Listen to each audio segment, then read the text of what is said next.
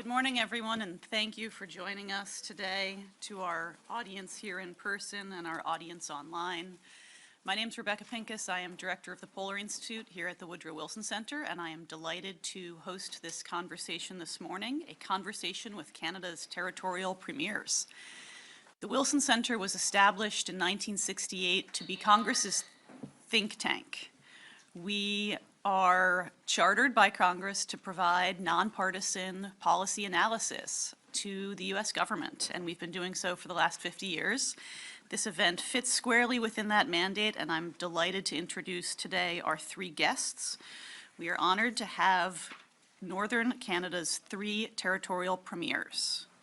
Comprising almost half of Canada's landmass, the three territories play a critical role in Canada's relations with neighboring partners, in terms of commercial growth through northern industries, and critically, these days, in terms of defense against adversaries and other threat actors in an increasingly challenging Arctic security environment. Without further ado, I will introduce our three guests. The Honorable Ranj Pillai, Premier of the Yukon, at my immediate left, Honorable R.J. Simpson, Premier of the Northwest Territories, and Honorable P.J. Akeeagok, Premier of Nunavut. Gentlemen, thank you for joining us this morning. Again, I know you've traveled a long way to be here. We've had a challenging weather situation in Washington this week, so I appreciate you braving that, although I'm sure you're used to it. You've been probably laughing at us from your hotel rooms, which is fair. And I'd like to kick off by just inviting the three of you to offer some welcoming and some introductory remarks in order. So, Premier Pillai, please lead us off. Thank you. Thank you. Well, thank you to the Wilson Centre, first of all, for giving us an opportunity to come and share some thoughts. We've really been working very closely together, the three of us, and we're colleagues, but we're also very good friends. And you know, we carry on work as Northern Premiers that a lot of leaders have done from the North for a considerable amount of time. And we continue to try to ensure that we amplify the story of the North, but also we're at a critical point in time. And this is something, you know, that a lot of individuals here in the room have focused on in your work. But for us, you know, we've kept a close eye on a number of these topics that we're going to cover today. And now we're seeing at home Canadians waking up to the fact that there needs to be a real focus on the North, how important the North is to the future of Canada, but also what role it plays in the future of the world as we move forward, and what's going to happen from a security standpoint, from an investment standpoint, from a development standpoint. So, look, I'll be excited today to share a little bit more in detail about the Yukon, our relationship with the United States, and that we have the third longest border, which a lot of people don't know, about 750 miles, 1,210 kilometer border with Alaska, and a very significant relationship there that we'll get a chance to talk about. And we'll talk about the you know, the opportunities that we have to share with other regions because of the governance structure. So we have the highest concentration of self-government agreements, modern treaties with Indigenous governments, and that plays an incredible role in how we govern and how First Nation governments work directly with us. And that's everything from co-developing policy and legislation right through to how we look at the focus on opportunities for development. So thank you for having us today, and I'm excited to share some stories with you. Thanks so much, Premier. Thank you very much. It's an honor to be here. Oh, sir, would you mind getting a microphone? All right. Thank you very much. It's an honor to be here. I'll start out by talking a bit about the Northwest Territories because it might be the least familiar place to an American audience. So the Northwest Territories, it's north of the 60th parallel. That's our southern border, and it goes up to the Arctic Circle, or sorry, the North Pole. It is twice the size of Texas. We have two of the continent's 7 Great Lakes fully within our borders, Canada's largest river, and we have really a treasure trove of natural resources, critical minerals, lumber. We have, along with the Yukon, we share the world's largest tungsten deposit. We have the highest grade zinc deposit. We have a number of these things which are the world's biggest or the world's most within our borders. However, we lack a lot of the infrastructure that you find in southern Canada and the United States. That has been a hindrance to getting those minerals out of the ground. But I think that with this new focus on the North, we are seeing a lot more interest in making those investments, those nation-building investments that we've seen across southern Canada. Similar to the Yukon, we are a primarily Indigenous territory. About half our population is Indigenous, First Nation, Inuit, and Métis. The entire territory is covered in land claims. We have some that are settled, some that are still under negotiation, but the future of the territory is, it's going to be a very unique governance system in the world. We will have Indigenous governments self-governing themselves all around the territory, with the public government playing a yet-to-be-defined role in that space. And we are working towards getting there. Our mineral resources and land use planning system, it is co-governed. So there's input or governance from the Indigenous governments, from the territorial government, and from the federal government. So it's a very unique environment up there, and I look forward to speaking more about it as the day goes on. Thank you. Thanks so much. Sir. Yeah. First off, Udlakun, good morning. Very honored to be here with you all today. Thank you to the Wilson Center for the opportunity for us to be able to have a really deep discussion on something that's so important to all of us, which is really what we could do together as friends. So I'm very honored, especially to be with my really good friends, RJ and Ranj, to really have that united front in terms of what we're doing. So Nunavut, just much like my sister territory of the NWT, is actually 3 times the size of Texas. It's 2 million square kilometers right in the north. It spans 3 different time zones. Just to put it into perspective, just the scale of the beautiful territory that I'm so fortunate to represent. We are as well Indigenous majority with Inuit, with the settled comprehensive land claims. And we actually just settled our devolution agreement, which has really brought decision-making power back to the people who reside there up in Nunavut. So it was a historic moment we just went through. But what better time we're in right now. Very honored to be down here in Washington to tell our story, to talk about what we could do together in terms of the opportunities. There's obviously challenges, but opportunities I think we have where there's an alignment in the Arctic, in the North in particular, of what we could do together. A few of them were mentioned, critical minerals, which I'll get into a bit deeper, where in Nunavut we have 23 of the 34 known minerals. 1 active mine of Baffin land, which is on Baffin Island, which is the richest iron ore deposit in the world, really in terms of purity and what we could do there. So just with that, very honored and look forward to getting into the discussions. Thank you. Great. Thank you 3 so much for those opening comments. I'm going to kick off with a few questions, and I welcome your comments on any of them. Just to start off, your territories are part of the Arctic, and the region has been undergoing transformative change in the last several years, including geopolitical change. I'm thinking, foremost of the effects of Russia's full-scale invasion of Ukraine 3 years ago. So how have global events and the increasing attention to the Arctic been felt in Canada's north? And, I'm happy to go in order as we started, or Premier Akeeagok, if you want to start us off, since you just spoke, please feel free. Thank you. Yeah, thank you for that question. We are really at a very pivotal moment in time in terms of the focus really happening right now to the Arctic. In Nunavut, as I mentioned, we are 20% of Canada's landmass. We are at the heart of it is actually the Northwest Passage and the importance around what we're able to do there. The opportunity that I do see in terms of the deep relationship we do have with the United States, we right now share a very important relationship in terms of the NORAD, the work that we do to secure our continent, or North America.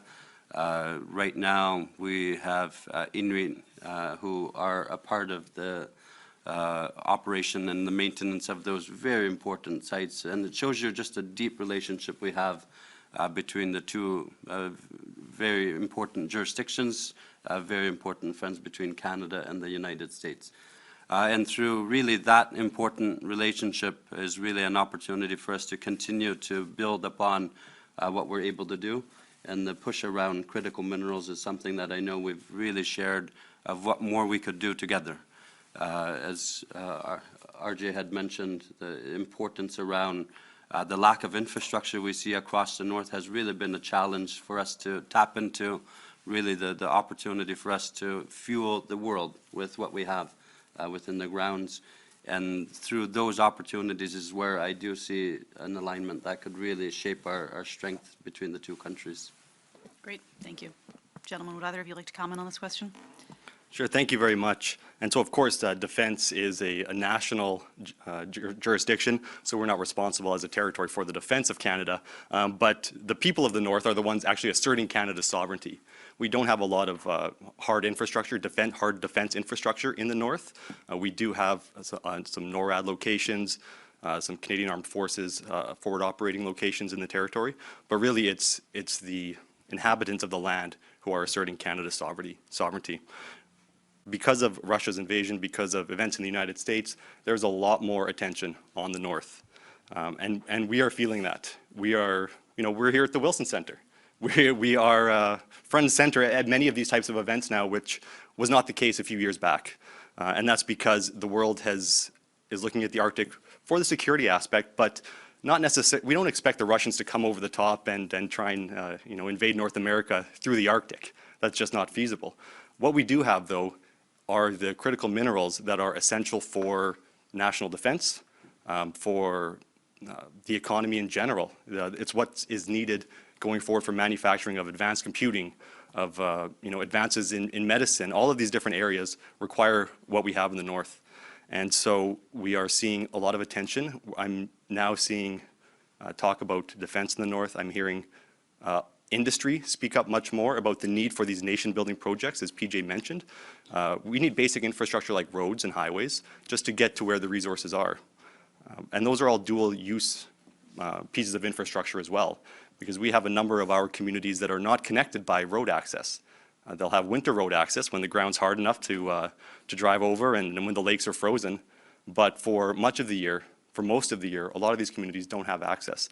And with climate change and increasing natural disasters, both in frequency and severity, the need for that type of infrastructure for the safety of the community has become essential. We have the Mackenzie River in the Northwest Territories, Canada's largest river, and in many ways it's our highway. These communities are resupplied, their fuel, their food, their goods are shipped up Canada's largest river to the communities.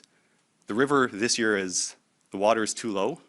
In some places it's inches, and we're unable to get things up there. We've been experiencing massive droughts, and all of this speaks to why the Arctic's opening up, right? Because of climate change, because the ice is melting, things are getting more accessible. And so that's why the focus is on the North, and that's why we're able to have these conversations. There's so much potential in the North, and I think that Canada and the United States can both benefit from focused investments in the North for both of our mutual security. Thank you. Thank you. Sir. Thank you. I think I'll touch on two themes. One, really about that constant beat of the drum that's happened for a long time with Canadian leaders, First Nations leaders, when it comes to with a focus on the North, talking about ensuring that we have healthy communities, ensuring that we have investment in infrastructure, and that is a key part towards the sovereignty of the North. And that has, really been something that leaders have tried to educate federal leaders on. And, as we have, this has been growing more of a prominent conversation. It's become very apparent that there's need for nation-building projects.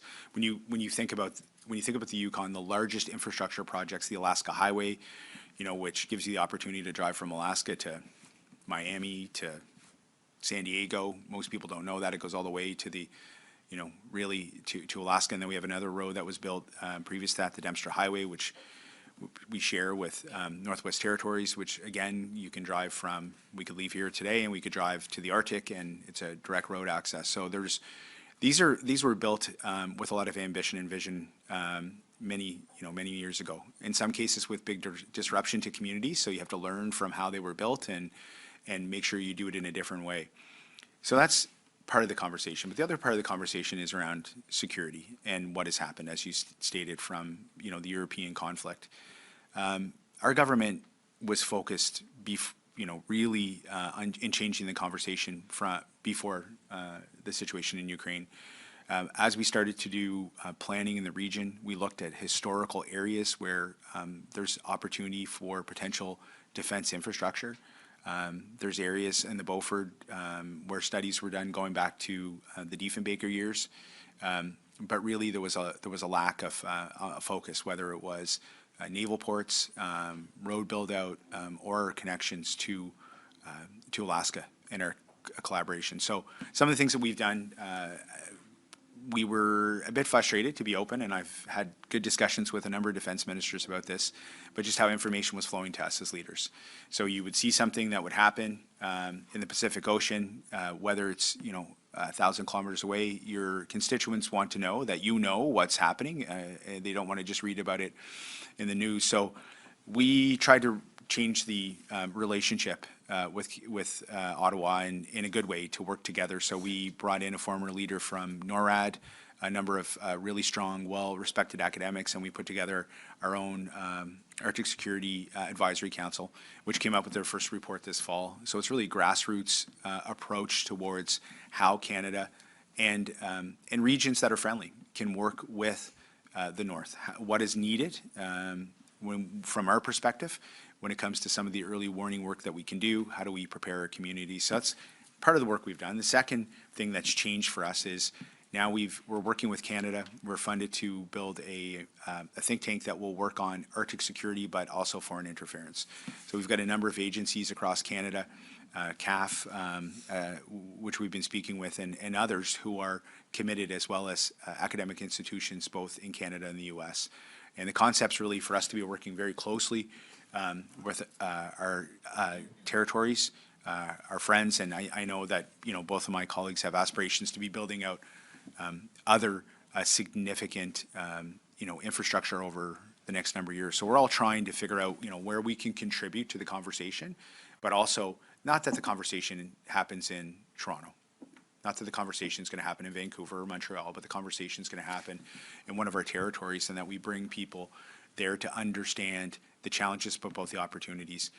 Lastly, when we talk about security, one thing that you'll hear, people will give you time frames about how long it will be until there's more challenges.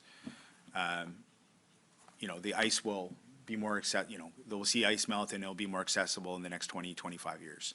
So right now, this is decades away. Like if you take into consideration how long it takes to build a major infrastructure project in the Arctic, from multiple environmental assessments, even if you're fast tracking, right through to design and build out, and the logistics, building a port, whether it's in Nunavut or it's in the Yukon or Northwest Territories, is going to take 10 to 20 years. So we are behind when we take it into consideration the projections on what traffic will be there and what's already happening from other actors that we see starting to make their first moves into those areas. So I think it's very important that we focus on this now. We work with our communities to understand what they need, but also to have a forward-facing posture, and that we are active on our build-out. Great, thank you very much. From that relatively high-level question, I'm going to zoom in for something a little bit more specific here. And Premier Pillai and Premier Simpson, I'm going to ask the two of you specifically. China announced last week that it will be imposing export controls on a number of critical minerals to the United States in response to the White House's latest tariffs on Chinese goods. Tungsten was included in that list. Your territories share one of the largest deposits for tungsten in the world at Mactung. Is there an opportunity here with this latest development? Let's start. Absolutely. We've got 28 to 34 critical minerals. We've got a number of projects moving ahead with very strong support with First Nation governments. That tungsten deposit, our local teams and geological survey teams have known about this for a long time. There was early work done on it, and it's an incredibly important project with already investment that we've seen from both the U.S. and Canada into that project. But again, it's just one of many projects. I know, leave it to RJ to talk about some of the other pieces that are there, but when you think of, you can kind of go down the list. I'll just go high level. When as an announcement comes out from China on another mineral or minerals that are being banned for export, we have them. That's the reality of this. And, but the infrastructure will be key. That area, we already have significant money that's been allocated towards the upgrade of that road that goes to Mac Pass. It's in a very remote area in the eastern edge of the Yukon. But these are opportunities. That deposit, as I understand, provides enough tungsten to support U.S. efforts for 50 years. So it's significant. But it's not just about defense. It's also about the advancement of technology, what's used in the tech space, what's used for a number of clean energy pieces of infrastructure that all are going to need that. So, we have to be thoughtful on how we move through these projects. Of course, our role is to represent our constituents, work hand in hand with the Indigenous governments that are there. But this is it's a very significant opportunity for our territories and for Canada, because inevitably everything that gets built in the north has some level of impact through supply chain to all the other provinces. So, it's an incredible moment. Great. Yeah, there's great opportunities for us to be reliable partners for the United States. We have, Canada's identified 34 critical minerals. The U.S. has their own list. The U.S. Department of Defense has their own list. And we have something from every single list. I believe China put export controls on bismuth as well, on rare earth elements, and we have those. And so if, governments, if companies don't want to get them from the Northwest Territories, from the Yukon, from Nunavut, they're going to have to get them from China. And so it just makes sense to build upon our natural partnership. So I think that with this new lens on the world and on the Arctic, and with the new threats that the world is facing, it's as important as ever to have strong relationships between our two countries. And we've put that out there to the U.S. government that we want to have that partnership. We're open to it.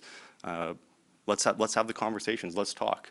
Because there is no two greater partners in the world than Canada and the United States. For hundreds of years, we've shared the world's longest undefended border, and we've been peaceful. Both of our countries have prospered because of that trade and that relationship, and there's no reason why we should stop that. That should continue into the future, and we're ready to make that happen. Thank you. Thank you. And Premier, do you have any thoughts on the sort of key critical minerals, perhaps, to add to this conversation? You did mention the Baffin Iron Project, and Oh, absolutely. I think there's so much potential when you look at the north. The one common theme between the three territories is obviously infrastructure. That really is an opportunity for us to unlock the true potential that we do have. As mentioned, we do know we have a majority of the critical minerals that are known, but there's much more that just hasn't been explored upon. But really the ticket around the importance of unlocking the infrastructure is really where the target should be. And through that avenue, we really see from a Nunavut lens, I've mentioned the Arctic Security Corridor, which is really the Grays Bay Road and Port project that could tap into so much of the critical minerals that we're just talking about to supply the world, really, with the U.S. here as well. But it's those types of projects in particular that are being led by Indigenous groups.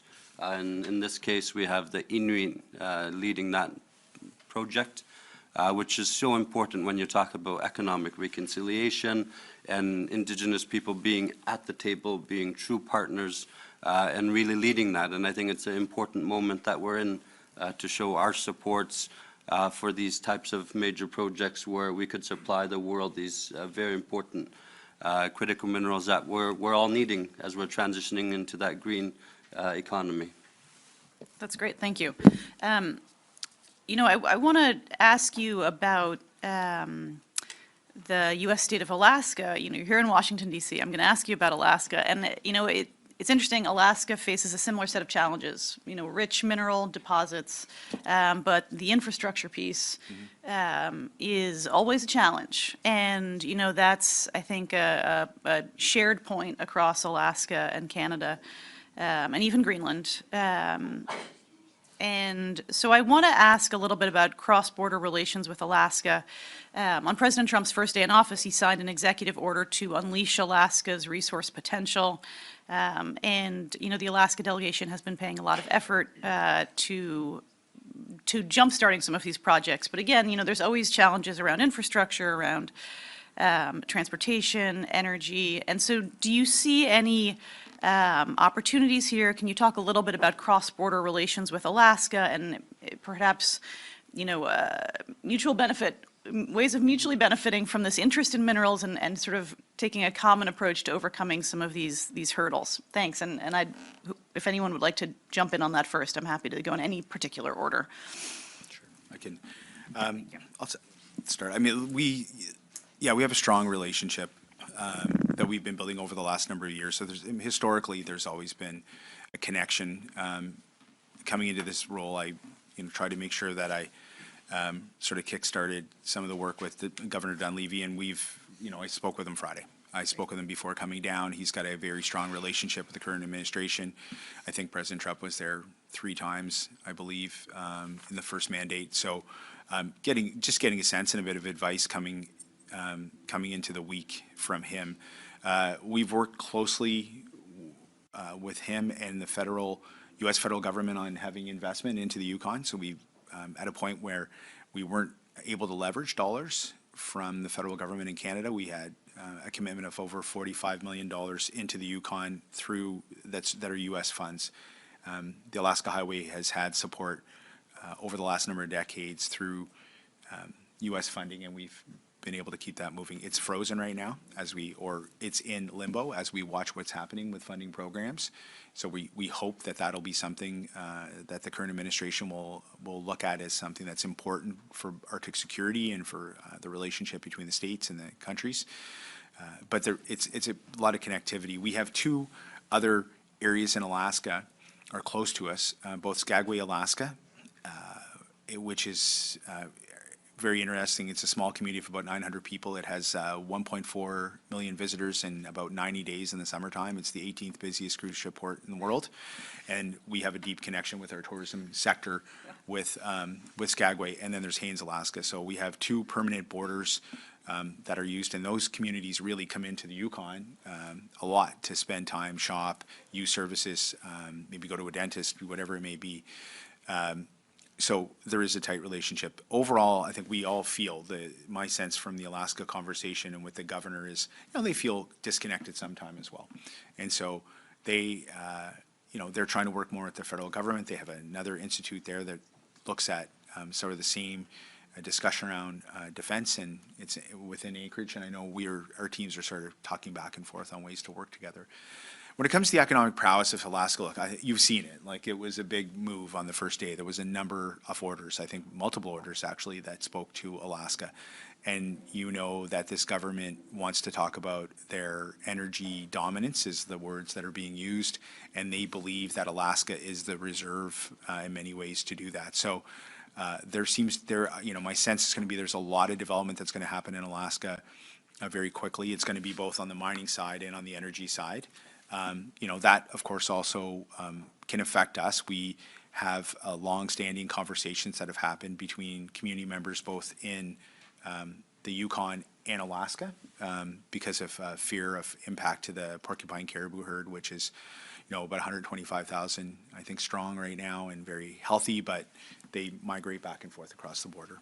And so a lot of our leaders, are watching what's happening right now with some of the announcements. But we do think that there's going to be really substantial investment and probably in commitments from the U.S. federal government.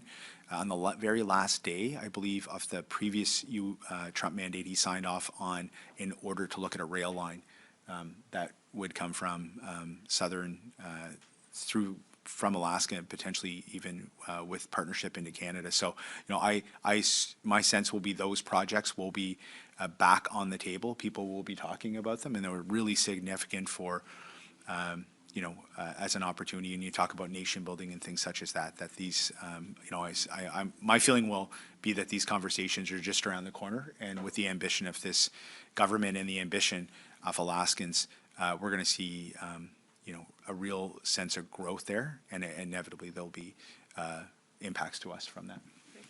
Thank you. Thank you, and yes, I do see opportunities. If there's more attention on Alaska, more development, there are opportunities for the North, for the people of the North. We have a long history of oil and gas in the Northwest Territories. We've had an oil field producing for over 100 years.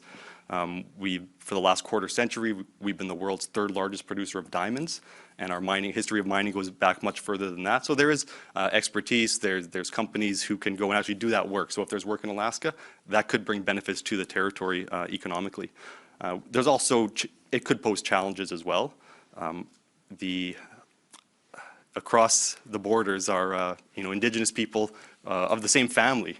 So the Indigenous people of the North aren't divided by the national or territorial borders.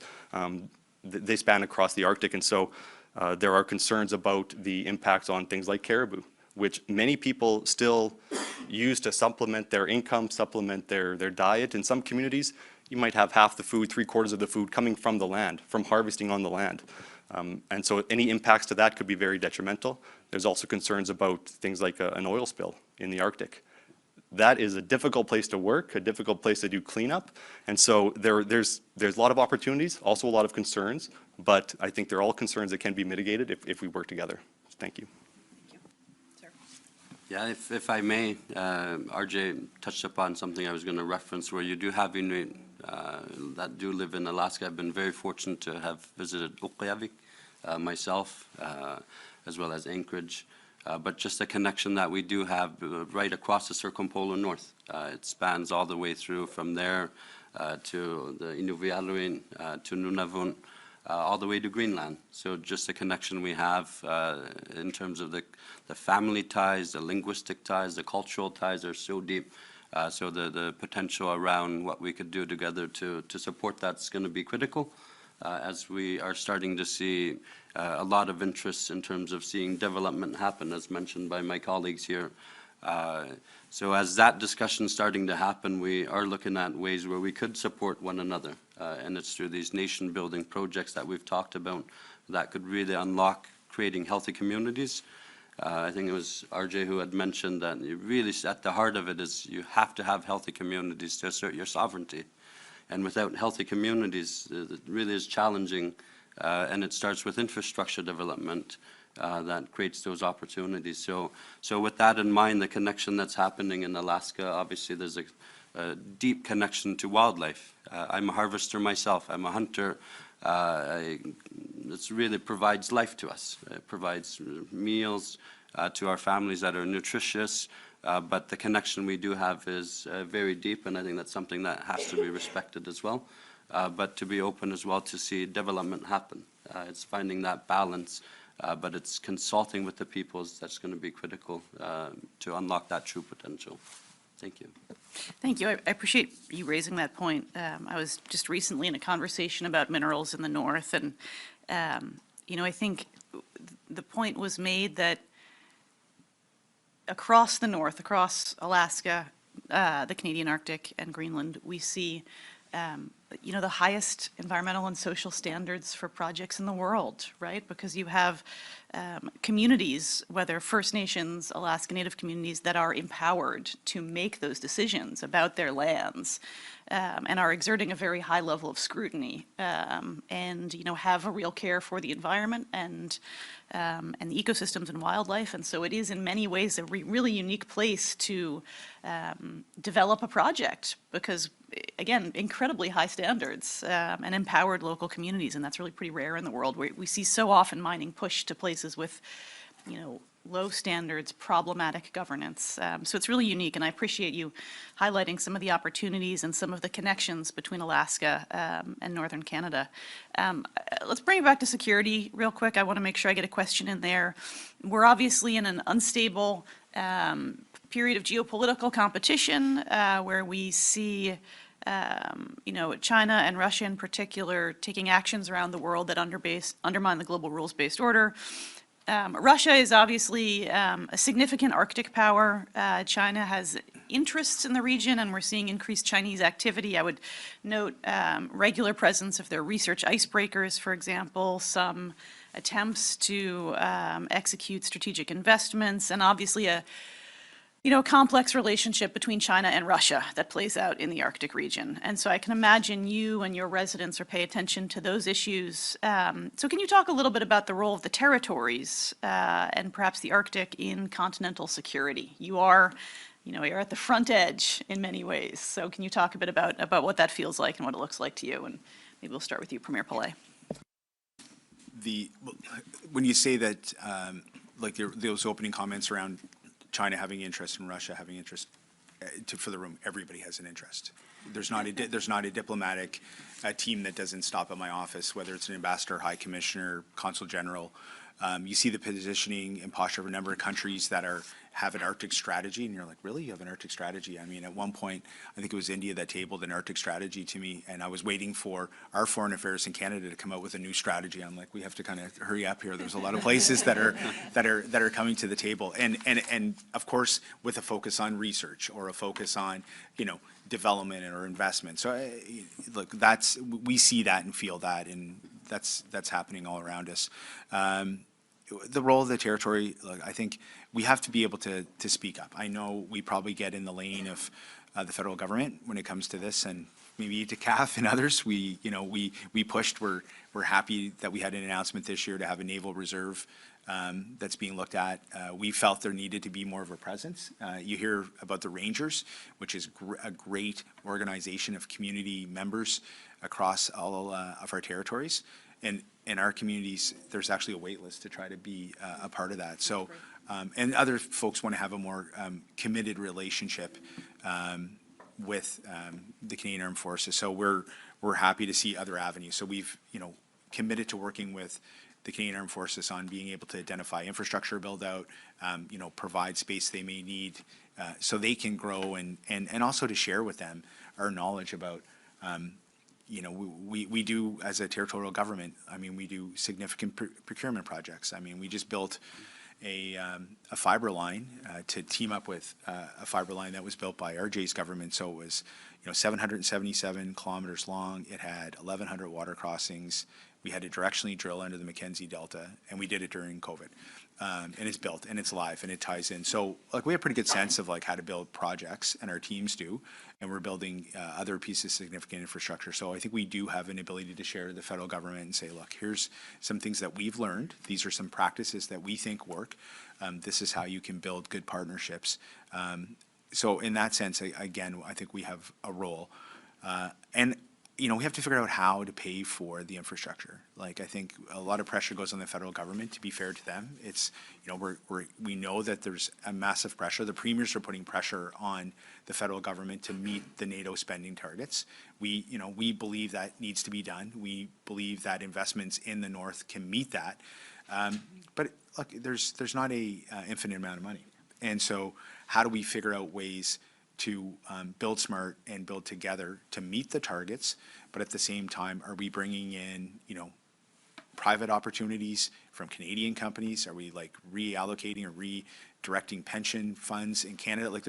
It's a bigger conversation because it's a huge need. So when it comes to security, we want to be there to support the federal government, Canadian Armed Forces, and I will say this from my prerogative, though, it needs to be led by Canada. It has to be led by Canada. I think we're watching the conversation that's happening right now. I think, it's kind of like we're sitting in the room here all collectively together. Probably a little bit of concern about some of the statements that are made. We, as Northerners, our sense is, look, we will lead, we'll have Canada lead the build out in Canada's North. and we'll continue to, respect the partnerships with organizations like NORAD. And lastly, I spent time with on the phone over the weekend with Bill Blair. We have a great working relationship, and he was on his way to go to Brussels. I mean, the conversations really look. Canada is in a better position than the U.S. to build out a modern version of an early warning right now because of the land mass that's there, and fill the gap that is in place right now in the Arctic between both Greenland and Alaska. And so that's a role we can play. We still have a prominent opportunity in the Arctic right now to lead some discussions and do that with U.S. military. But again, we're going to have to see what happens over the next couple of weeks or days. So, Thank you. Good point. Premier Simpson. Thank you. We'll see what this afternoon brings, never mind days. So the territory, as Ranj said, the security, that's a federal jurisdiction, but the territories do have a role to play in many ways. So we talked a bit about critical minerals. We're responsible for the permitting processes, the regulations surrounding mining, and those are critical for defense purposes. There's scientific research that we permit in the Northwest Territories. And so there's hundreds of international researchers who come to the territory to do research. And so we need to ensure that everyone who's doing that research is not doing it for nefarious reasons, that everything's on the up and up. So we play a role in that. The rangers, as Ranj mentioned, 2,000 rangers across Canada. And they really are the eyes and the ears on the ground who provide that situational awareness. And they're all residents of the territories. And again, as Ranj mentioned, advice to the federal government on what's actually needed. We have, as I mentioned earlier, we need a highway up to Inuvik. Inuvik's a very strategic location for satellite arrays. There's a forward operating location there. And so we are trying to get a highway built for our own purposes, but that highway would also be very, very useful, a very useful supply chain for the military in the event that they need it. And we have that expertise on routing, on the land, and very importantly, on working with Indigenous governments. Nothing's going to happen in the territory unless you work with Indigenous governments and they're on board. We're in some ways in an advantageous position. Much of North America was colonized. Indigenous people were really marginalized, but the North was, I guess, not as attractive to the early settlers as the rest of Canada, given how remote it is, how cold it is. And so I guess Indigenous peoples weren't steamrolled the same way, to the extent, I guess, that they were in the rest of Canada. And they have retained that power. And so we need to ensure that, that they're respected and that we're working with them, and that's where the territory can play a role as well. Thank you. Yeah, if I may, we really are the eyes and ears of the North. So it's so important when we're talking about looking at the rollout, that we are at the table and that we are consulted throughout the process. And I think that's key to really unlock the true potential that we're talking about. But the Indigenous people as well as governments must be at the table as we are rolling out what that could look like. The few projects we talked about in terms of protection, obviously the Arctic Security Corridor is one where we see an opportunity for investments to really come in to really expedite those infrastructures. Because listen, when you look at the infrastructure that has been built across the country in Canada, for all the way from the East Coast right through to the West Coast, you see a railway that was developed to unite the country, to bring movement of people and goods, really to create their own economies. But the third coast has been forgotten, and I think we're at a point where we need to see investments to unlock that, whether it's for security or prosperity in terms of what we could do. And so I think we're really at a moment of time to really see what that could look like. And really, I've really appreciated the relationship we've had with Minister Blair, Minister Jolie in particular, who really has allowed us to participate in strategies that are coming out to ensure that our voices are factored into the national strategies that are coming out. We do respect that is within their space in terms of defense, but that Northerners have to be at that table to ensure that our inputs are being factored in and decisions that will impact our lives. And that's something that I really appreciated the openness we've had the ability to be able to have with both the ministers in particular as the strategies have been rolled out. But at this point, as my colleague said, it's changing by the hour, but it requires significant investment to happen to the north, and I think there's so much potential of what we could do there.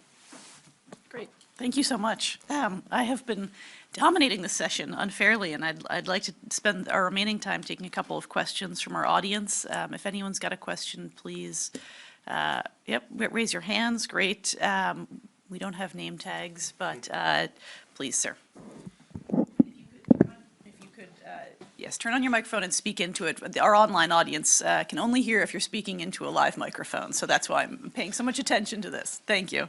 Rebecca, good morning, everybody. My name is Jeff Reynolds. I'm from NATO Allied Command Transformation, based down in Norfolk, Virginia. And it's, I'll just say this first, from what you've said this morning has been music to my ears in terms of hitting the key strategic wave points that are of interest in terms of bringing a sense of seriousness and strategic thought to the Arctic as being a front line in a broader competition that we're experiencing right now. And to underscore from the Canadian perspective that really that area, I mean, Canada borders 14 nations if you want to talk about land and sea. Russia is 2.5 miles or 4 kilometers away as a border from the Arctic. We have the climate change aspects is not favorable to Canada as much as it is to Russia, where they're getting much more blue water.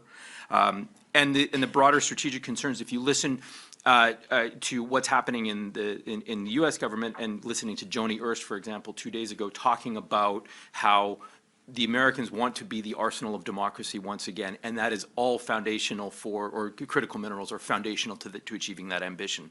So the fact that we're talking about infrastructure, we're talking about all of the key elements that support broader industrial engagement and the exploitation of critical resources in a sustainable way, absolutely fantastic. What I'm not hearing, and what I'd be interested to know is, if in an optimal scenario, what would right look like in terms of Canadian defense and deterrence, meeting and going beyond the 2% NATO spend that is so much a hallmark of the conversations right now? And what does that look like both in terms of military capability and capacity in the region? That's one question. And the second one is, broadly speaking, what role do you see NATO playing in that region? Thank you. It's an interesting discussion. Two great questions. Who wants to jump on one or both of those first? So we've got a question about what right looks like and spending, and then another question on NATO's role. Thank you. Go ahead. Look, I think there's a number of experts in the room, and concerning yourself and others that spend their professional career focused on this. Look, when I think about what is the possibility, you heard the premiers in the summertime. For those news outlets that are here, will remember that we went to the Council of Federation in Halifax and we asked for a 2% spend. And it wasn't because we just wanted to get in the lane of the federal government. It was because a potential Trump administration advisor said, if you're not there, you're going to be in a really difficult conversation around trade. Well, we're in a really difficult conversation around trade. So that was something that was projected, back in July. So it's not just about that. It's the right thing to do. It's the right thing for our country to be doing to contribute, and we have to understand how that can both contribute to the economy of Canada and our overall efforts. So I think you're not going to find any subnational leaders that I'm at the table with. I think there's alignment of really across from coast to coast to coast around that conversation, and 2% and beyond, and understanding that that's a significant amount of or increase in our investment. When it comes to the North, I'm still, to be open with you, I'm still learning how we fill gaps and then how we roll out True North Strong and Free. So we know that there's a $73 billion commitment in the new plan. There's a number of really significant investments, but when you go through that, for us in the Yukon, there's really no capital at all in the entire plan. Yet we have the only highway that goes directly from southern Canada to the Beaufort, and potentially one of the locations which we would probably be working with my colleague from the Northwest Territories on for a Western infrastructure in the future as a port. So it's something we have to keep an eye on, and we're saying, look, why are you not, there needs to be investment in our centers. We know there's probably my neighbors may see some really investment, but Whitehorse was historically had multiple elements of the Canadian military base there. It really helped in many ways develop the territory. So we think, a presence will be important throughout in the region. Do it in a thoughtful way. Likely, we're going to be in a position to need port development in probably a number of places in northern Canada, at least a couple. I think we have to make sure that we focus on, now I'm really getting out of my lane, before I've learned submarines versus just what we need on ships, and that's because we are taking into consideration where we are really on cycles of ice and how we move through, but we're going to be able to need to support that.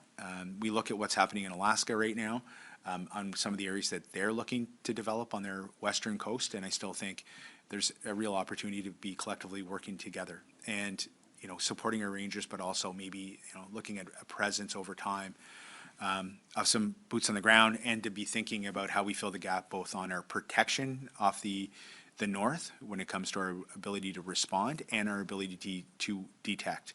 So I think those are things that we have to be collectively working on together. The rest of the Circumnorth is aware of this. The thing that changed was, I'll just quickly say, we hosted something called the Arctic Arts Summit a number of years ago. The first time was hosted in Canada, and the whole conversation was around this sharing of cultures across the north. And then on the sidelines, it was all diplomacy. It was all security, and so all of your Nordic regions are coming in, going, what are you doing, folks? Are you keeping an eye on what you need to keep an eye on? So the rest of the world is watching and understands probably that we have to catch up on that. So maybe I'll leave it at that. I want to give some time for my colleagues. Thank you very much, and I'll stay in my lane because, again, I'm not the expert on hard infrastructure that we might need there, but there's definitely a desire in the territory to see more military infrastructure, which is, that doesn't go without saying. I think it's probably reasonable to assume that maybe people don't want military infrastructure, but we've heard from Indigenous governments, from communities who've seen investments in the past and who want to see investments again in the future. And that's not to say Canada's not making investments. We're seeing hundreds of millions of dollars right now being invested in infrastructure in Nunavut, which is close to the Arctic Ocean. We're looking at expanding runways there, building some facilities in Yellowknife, another forward operating location. There's investments there in a facility for the Rangers that we spoke about earlier. And so we can be supportive of that, and we are supportive of that. We've also been supportive of Canada reaching that 2% NATO target. We were pushing very early on for that. And the comment was made that you're happy to hear that what we're talking about here. Well, we're happy the rest of North America is now also talking about this, because we've been talking about infrastructure, critical minerals, Arctic security for many years, and the rest of the world has finally caught up given what has happened. Hopefully not too little too late. Hopefully it's right on time, and we can move forward together. Thank you. Yeah, thank you. Thank you so much for that question. On the NATO 2%, I don't think you've ever seen all stripes actually support the expedited approach to reach the 2%. You have the Liberals, you have the Conservatives, the NDP, but also the non-party members here in terms of non-political governments that we are as well. So to see that unity around what we could do to see that 2% is something I think worth noting. But it is something that we really do see of really focusing on building from within. I think for quite some time we were investing in outside our countries, but now I think there's a discussion that's starting to take shape of what we could do to build our strategic infrastructure that are dual use. One like the Grays Bay Road and Port that I referenced that really could potentially untap critical minerals, but also serve the Canadian Coast Guard. We talked about the potential risks of oil spills as an example. When you don't have the proper infrastructure, the marine infrastructure, the potential liability is there. And as we're discussing the climate change and the opening of the Northwest Passage being one, you will need to see these types of infrastructures in place to ensure that if a ship hits aground, that you have to be ready. When we care so much about the environment, about the wildlife that is in that area. So it's strategic investments like that where we do see an opportunity for the application of that NATO 2% spending. I know speaking with Minister Blair, Minister Jolie, Minister Annan, we are pushing and advancing these very important nation-building projects as ones where we do see the connection to the NATO 2%, but also creating economies for our communities. I'll use the Akeeagok deep sea port, which is the most eastern part of Nunavut, just right on the mouth of the Northwest Passage again, adjacent to Greenland, where there's abundance of fish right in our waters that could create economies for us, but also it really could have the ability to serve the Navy, or whether there's a potential search and rescue that needs to happen in the Arctic.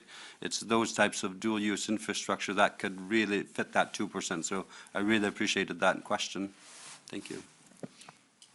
Thank you so much. I think we're just about coming up on time, and I want to make sure you all have a chance to offer some closing remarks. And so, I think as we head towards that, I'll ask you to offer any final thoughts, any pieces that you feel we haven't covered today, and, maybe a little bit of reflection. You're here in Washington, D.C. to carry a message from the territories. What is your message? What are there misunderstandings or misconceptions here in D.C. about Canada's Northern Territories that you're hoping to overcome? Do you have some top-line points that you want to leave us with on your way out today?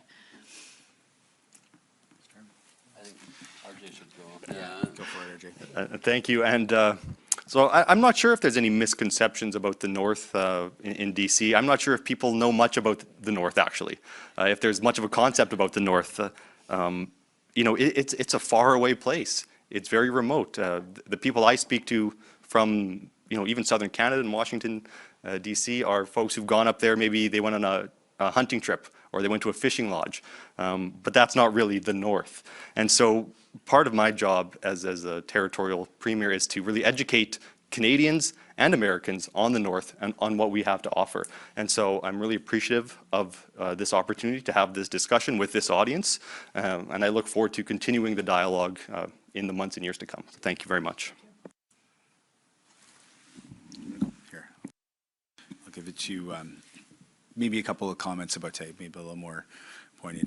Look, we've all watched comments over the last week around critical minerals in the North, and sort of the concept, whether it was just floated to see where it would go, or focused comment around coming to Canada's critical to the North and looking at Canada's critical minerals and sort of having control of that. That's never going to happen. So the ecosystem where mining happens is about usually publicly traded companies, Canadian-U.S. companies, working with communities in a collaborative way, going out to markets, raising dollars, having agreements in place with processing facilities, and then producing products, right? That's really the ecosystem. So there's no place for a Canadian or U.S. government to essentially change the entire model of mining in North America. So I don't see that's going to happen, but I do see an opportunity for people to come and work with companies. We're seeing it right now. I'll give you one example. It's a great story in the Yukon. We're working very closely with the First Nation government. They're about to own the first critical mineral mine in their traditional territory, working with very sophisticated mining financiers to put a project out to market. And, I think that's going to be, we're going to see more stories like that, and we're going to see great partnerships. So that's how we feel in the Yukon. Critical mineral projects should be built. And it's not about, foreign governments owning mineral rights.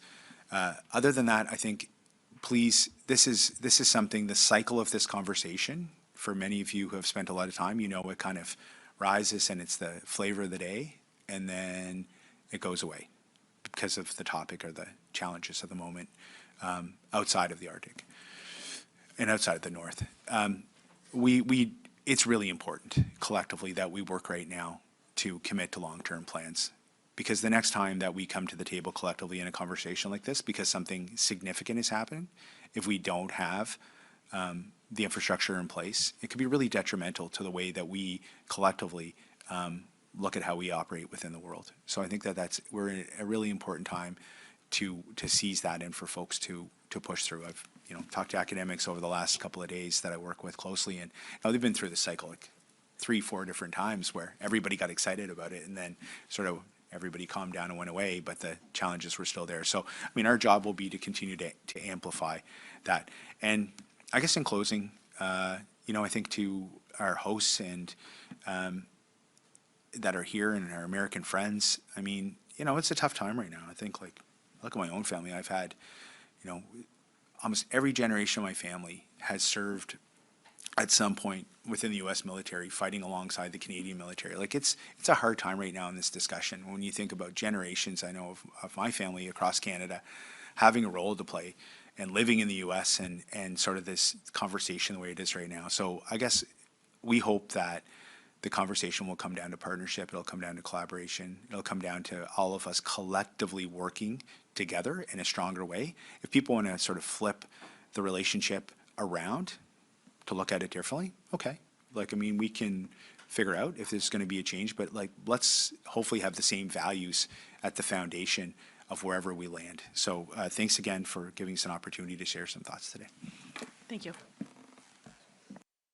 Yeah, I too am very thankful for the opportunity to be here. It's really been one where it has demonstrated that we're all connected and that we need each other. I know with the three of us here, but also all the premiers that were here has really demonstrated just how integrated we are and how important that relationship is with what's happening around the world.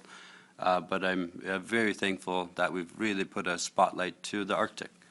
Because really, when you look at a common interests that we both have as two countries, it's one where we see the Arctic playing a key role around that, whether it's creating opportunity for prosperity or whether it's for defense or whether it's for security.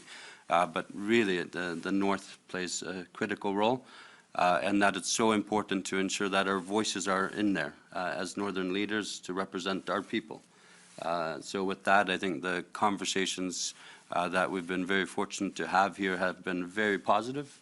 It is one that I really treasure. It's one I think we have to keep building upon, not just for awareness, but really what could we do together.